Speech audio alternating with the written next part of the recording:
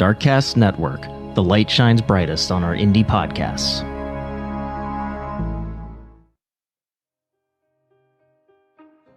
Hey everyone, it's Kona. I wanted to come on and just give you a little update about what's going on with the show right now. We didn't have an episode last week. It's so funny. It hurt, it sucked, but I got shingles on my face, and which is just so who does that, right? So I kind of felt like crap, and I just did not have it in me to write, a new episode. I sat down a couple different times, but I could not focus on it. And, I've had a hard time lately just kind of getting in the headspace to do it because, of the shingles. And also, these are emotionally taxing to do. I don't separate myself from it, I don't look at these stories clinically. I come from a very emotional space every time I do the research and I write the script. And, it just especially when we deal with children, and it's really tough. All of that is to say that we do not have an episode this week, but fortunately we are members of the Darkcast Network, which has an ever-expanding roster of true crime and paranormal kind of indie podcasts. And I am going to bring you an episode this week from one of those. It's called Horrifying History. And the reason why I chose this show is because Brenda, the host, has the greatest voice. You are going to love her. I found out, I didn't know this actually. She guested on The Crime Diner, which is the last show that we featured. That's also a Darkcast show. But she said that she was Canadian, which makes a lot of sense once you listen to her. But she has this great show. She deals with all sorts of stuff like paranormal and regular true crime and more historical true crime, and it's just very interesting. She sounds like a school teacher in a very good way. And so yeah, I just wanted you to listen to this in case you haven't been exposed to this show before. The story that she is bringing us this week is the story of Granger Taylor. And for those of you who listen to the Unsolved Mysteries podcast, you may be familiar with this. This is a missing persons case, but it has a little bit of a supernatural twist. So I thought it would be interesting. It kind of stays on theme with our show, but is a little bit different. And like I said, you're going to love Brenda's voice. So thank you so much. I do apologize. I really, really want to be consistent and really want to bring you new episodes every single week. But unfortunately, sometimes life does not allow for that. But my face is mostly healed, so I'm feeling a lot better. And I'm hoping this weekend I'm going to get back to it and start bringing you fresh content. But in the meantime, please enjoy this episode of Horrifying History about the case of Granger Taylor. Darkcast Network, indie pods with a dark side.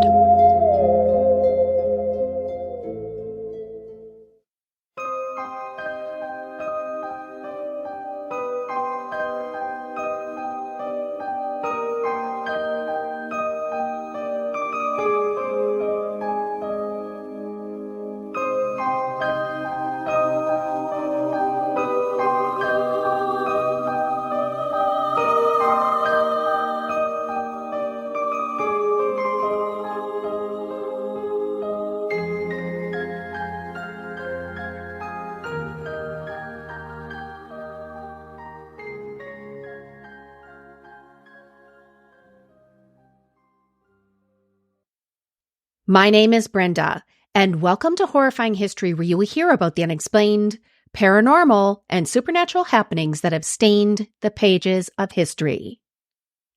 People thought that Granger Taylor was an eccentric, but they also knew him as a mechanical genius. Over 40 years ago, Granger left a note for his parents saying that he boarded an alien spaceship and he was never seen again. Welcome to episode 130, Granger Taylor.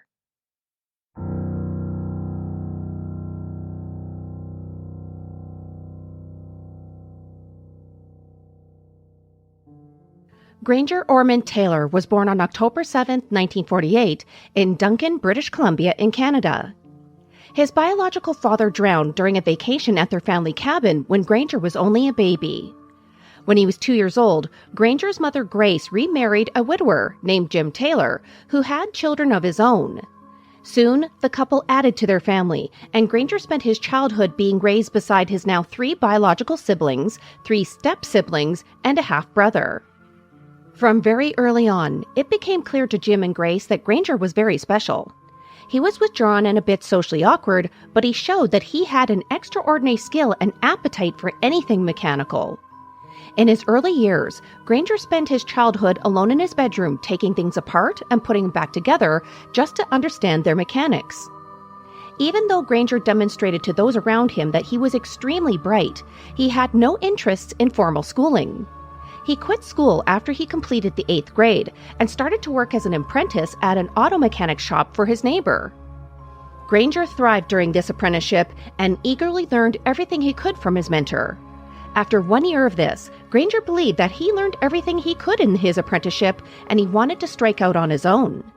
His parents allowed him to set up shop on their farm, and he started to build many unique things that he would sell either to collectors or to the provincial government for large sums of money.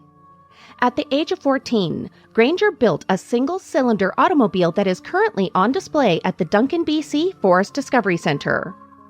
Just 3 years later, he rebuilt an abandoned bulldozer that local heavy-duty mechanics said was unsalvageable. By his early 20s, he decided to rebuild an abandoned steam train that he found rusting in the forest. 2 years later, he restored it to full working order, and he decided to build tracks for it through his parents' garden and take the local children for free rides. It was very clear to everyone that Granger found his calling.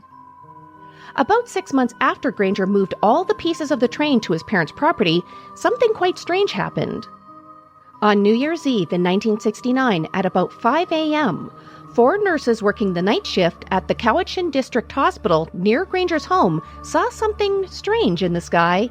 It was a brightly lit flying saucer, and it was hovering silently just outside the hospital's windows. It was about 3 stories off the ground, and it just hovered.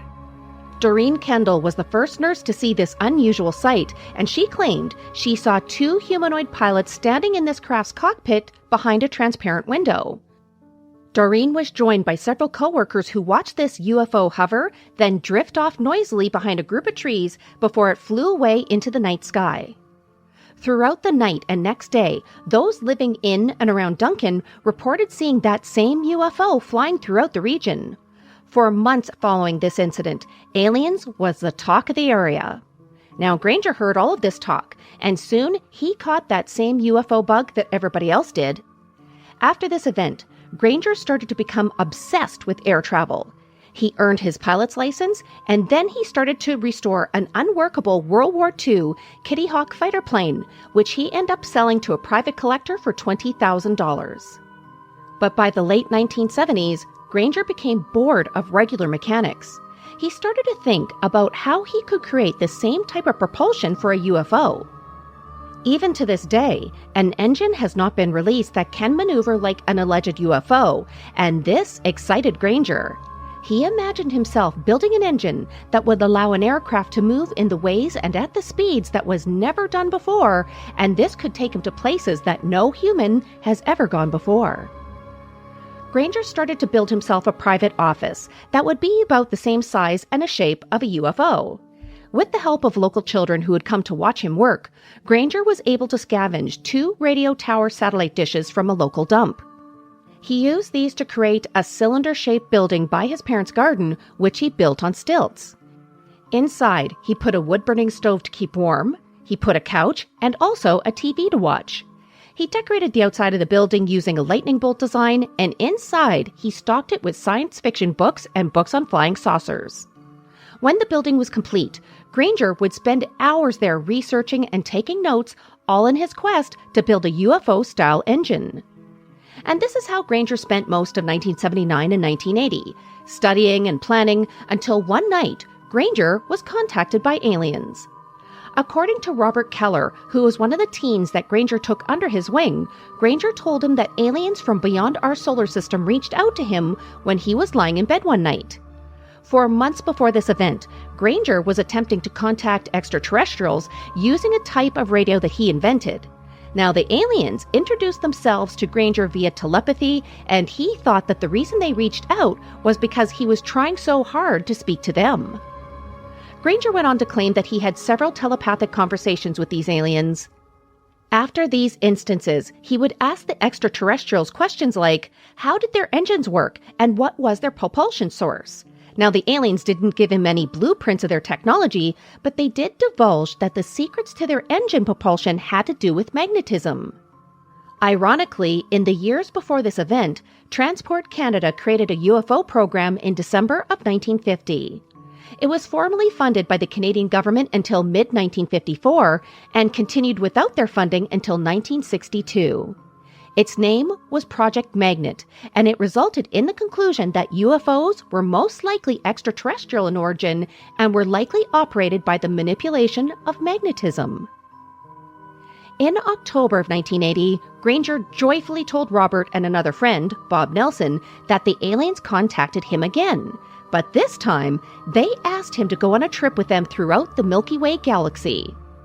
Considering that Robert and Bob already saw their friend as quite eccentric, they believed that he was likely having strange dreams, or maybe it was something he hallucinated. But at the same time, the two of them thought if there was anyone on our planet that the aliens would take with them, it would be Granger. That's why Robert and Bob asked Granger if they could go too. Granger refused, and he claimed that they would be leaving too much behind where he wouldn't be. He then told his friends that the aliens were going to pick him up for their trip on a raining night, so others could not see their spaceship. But here's the thing, my spooky friends. Granger's friends to this day believe that Granger was completely competent as he said what he did. He didn't demonstrate any symptoms of mental health issues. The only thing that stood out is Granger loves smoking marijuana. His friends would later say that Granger actually did some of his best thinking while he was under the influence. He actually told him that his plan was to seal up his backyard spaceship and turn it into a giant hotbox where they could smoke their way into another reality. But Granger didn't only use cannabis. He also experimented with hallucinogens like LSD, but there were no reports or evidence that Granger was addicted or a habitual drug user that would impact his thinking process. Could it be that Granger's conversations with the aliens could have been all part of a drug trip?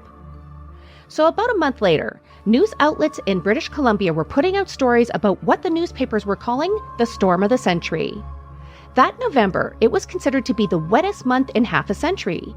The area suffered flooding, and the risk of mudslides grew due to there was a total rainfall of 310.9 millimeters, or 12.2 inches of rain that month.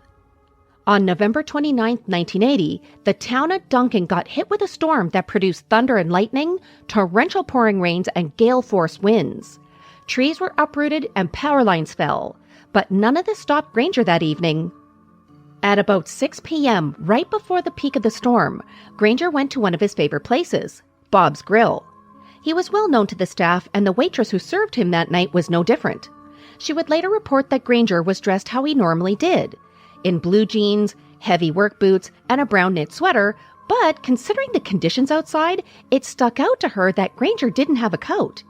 It crossed her mind that Granger was not at all prepared for the weather outside, but it didn't worry her since she thought, as most people did, that Granger was just a little bit quirky.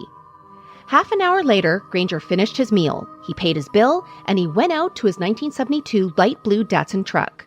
This was the last time anyone saw Granger Taylor.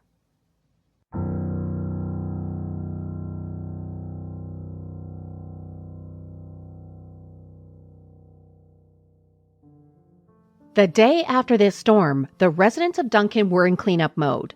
They were clearing roads and residences of debris and fallen trees, and it was at this time that Granger's mom and stepfather realized that he was not home and did not come home after going to Bob's Grill.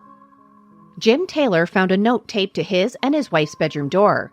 It said, and I quote, Dear Mother and Father, I have gone away to walk aboard an alien ship as reoccurring dreams assured a 42-month interstellar voyage to explore the vast universe, then return. I am leaving behind all my possessions to you as I no longer require the use of any. Please use the instructions in my will as a guide to help. Love, Granger. Now, on the back of this note, there was a map that was hand-drawn, which many interpreted to be the area of Waterloo Mountain, located about 10 miles or 15 kilometers southwest of his parents' home. Jim and his sons immediately started to search this area. They called local hospitals and went to the places that Granger would haunt. They drove the local roads and searched the area of Waterloo Mountain to find nothing. No hint to where Granger or his truck went could be found. Jim and Granger's mom, Grace, decided to look at Granger's will, like Granger asked them in his note. This is when they discovered that the will was changed. In this will, where the word deceased was written, Granger replaced that word with departed. Time started to pass, with no clues of what possibly could happen to Granger. Days turned into months, and months turned into years. When the date of Granger's return came about on June 29, 1980, his mother and stepfather kept their back door unlocked, hoping that Granger would come home. On that same day, his stepbrother Douglas, who worked for the Canadian Coast Guard at the time, sat out for most of the night on the deck of his patrol boat, searching the sky and hoping that Granger would come home. But he never did. The Taylor family still kept hoping that someday they would get a clue of what happened to their beloved Granger. Then 6 years after Granger disappeared in April of 1986, municipal work crews discovered an artificial crater that was approximately 600 feet or 182.9 meters off Mount Provost Road. It appeared to be created by some sort of blast, and going cross-country, this blast site was not too far from the Taylor farm. Scattered throughout this crater was rusted and discolored fragments that appeared to be from a truck. They then found vehicle parts throughout that area, and shrapnel was embedded into the trees. The workers called the Royal Canadian Mounted Police, who started to investigate. Within the debris field, police found vehicle parts that still displayed their vehicle identification number, otherwise known as a VIN number. Police were able to confirm that the VIN number matched the number of Granger's truck. The Royal Canadian Mounted Police then brought in police cadaver dogs to search this area. They found remains of fractured human bones, with the largest being a humerus from a left arm. They also found clothing remains that, sadly, Granger's mom Grace was able to confirm that those bits of clothing were consistent with a shirt that she had made for her son. Many that knew Granger, as well as the police and some family members, believed that the remains that were discovered that day belonged to Granger.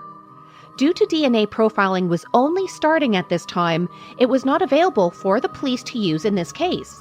That is why no DNA profile was completed on the remains, and it was never confirmed that Granger had passed away. Even so, the police closed the case on Granger's disappearance and declared him deceased, with his cause of death being labeled undetermined. This was because that if the remains did belong to Granger, there was no way to tell that he died in a natural way, and there was no proof that his death was a homicide. In addition to this, it is hard to believe that Granger decided to end his own life. After all, when individuals plan their end, it's extremely abnormal for them to blow themselves up, and specifically creating a blast of that magnitude. Granger did not have a known history of depression or suicidal thoughts. Even the note that Granger left did not lead one to think that he was planning to end his own life. Now, concerning what could have caused the explosion, Jim Taylor reported that a significant amount of dynamite disappeared from his farm the same time that Granger disappeared. The Taylor family were licensed to use and store explosives on their property. It was being used to clear stumps on their land, and Granger was extremely familiar and competent concerning the use of and the engineering behind explosive demolition. That is why many people still have a very hard time to believe that Granger would choose this method as a way to end his life. So what really happened to Granger Taylor? In the wake of the crater discovery, many different theories started to circulate on what could have happened to Granger on that cold and rainy night. The first of these is that on the night he disappeared, Granger had loaded his own truck full of dynamite, drove to the location of the blast site, and deliberately ended his own life. Some speculated that Granger became frustrated and depressed when he could not solve the mystery of UFO propulsion and was unable to cope with his failure. So, he concocted the tale of him taking an interstellar voyage to ease the pain for his loved ones that he left behind. But to those who were close to Granger, this theory makes no sense at all. They said there were no signs of depression or frustration, nevertheless suicidal ideation. So that brings up our second theory. Granger blew himself and his truck up by accident. Some believe that Granger decided to bring the dynamite with him that night as a way to try to signal the aliens where he was, or to somehow help facilitate his journey into outer space.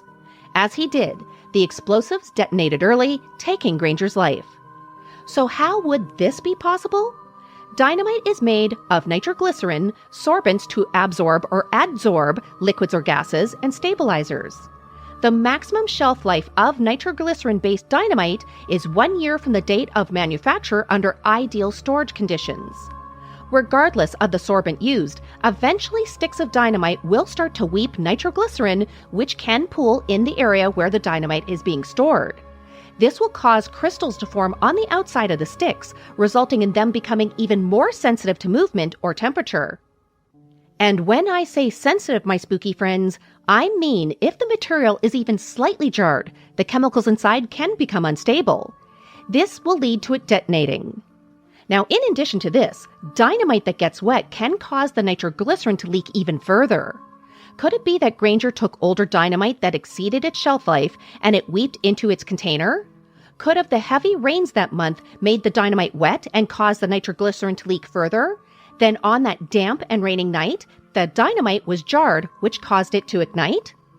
Well, then there's another theory, that Granger Taylor had undiagnosed and untreated mental health conditions. As we mentioned earlier, Granger told his friends that he was being communicated with telepathically. But was it aliens? There are many reasons why a person can have the perception or sensation of hearing voices while awake when there's no one around. In recent studies, researchers have studied the occurrence of auditory hallucinations in the human brain.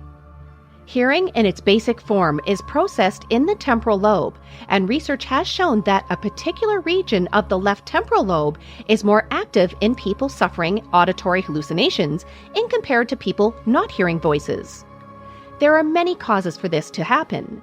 Some include former traumatic incidents causing a dissociative disorder, a result of assault or abuse, a lack of sleep, or the side effect of some medications.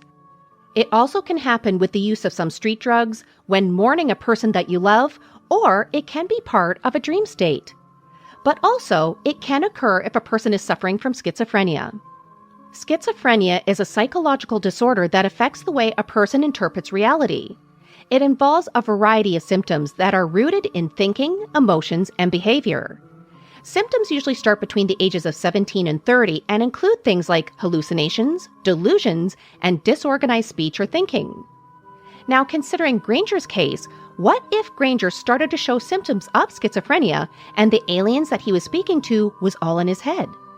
This is something that we'll never know for sure, but if this was true, Granger's use of cannabis and hallucinogens did not help. Schizophrenia is a very complicated condition that involves many different factors like genetics, viruses, and chemical imbalances in the brain. But scientists are currently studying the role of drug use in patients with schizophrenia, and so far, the results are quite interesting. In one study, it was discovered that cannabis is one of the most commonly abused substances amongst individuals suffering from this condition. The one thing that both this disorder and cannabis has in common is psychosis. Studies have shown that when people use cannabis, they can have psychotic symptoms, and if you suffer from schizophrenia, this only gets worse. In fact, if you carry the specific genes that can affect brain chemistry, cannabis will only raise the chance that you will get this disorder. It can also cause schizophrenia to start as much as 3 years earlier than if there was no cannabis use. The same thing can be said for hallucinogens that Granger's friends had said that he also used. LSD-induced hallucinations resemble a type of hallucinations that is experienced by schizophrenic patients.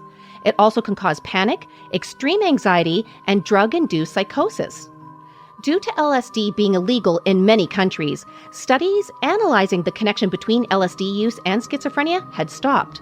But even so, experts are divided. Some believe that the use of LSD and schizophrenia are only related by common symptoms, while others believe that LSD can be a catalyst for the onset of schizophrenia. But without a body to test, we will never know for sure if this is what was happening to Granger. And lastly, there's the theory that many who knew Granger hopes to be correct, that Granger Taylor was picked up by extraterrestrials on that dark and stormy night. Many hope that he's living his best life on an alien spaceship flying throughout outer space and learning from these evolved beings. Some believe that this can't be possibly true, since Granger's date that he was supposed to return home has long passed. But you know what, my spooky friends? That may not be entirely true. According to Albert Einstein's theory of relativity, time is relative. For example, a car traveling at 60 miles an hour or 97 kilometers an hour will appear to a stationary observer to be going 120 miles per hour or 193 kilometers an hour by a driver going the opposite direction at the same speed. Now, this also impacts time. Depending on the observer's relative position within a gravitational field, that observer would experience time passing at a different rate than another observer. This is called time dilation, which is the slowing of time perceived by one observer dependent on their motion or position in a gravitational field. So if you were traveling on a spaceship at 95% the speed of light and go to a planet that is 9.5 light years away, that trip would take 10 years to a person on Earth. But to the crew on that ship, it would only take 3.12 years. So in other words, that 42 months that Granger said he would be gone would actually be a lot longer for us on Earth than it would be for Granger. Perhaps, someday, Granger will return from his voyage around our universe to find a very different world from the one he had left.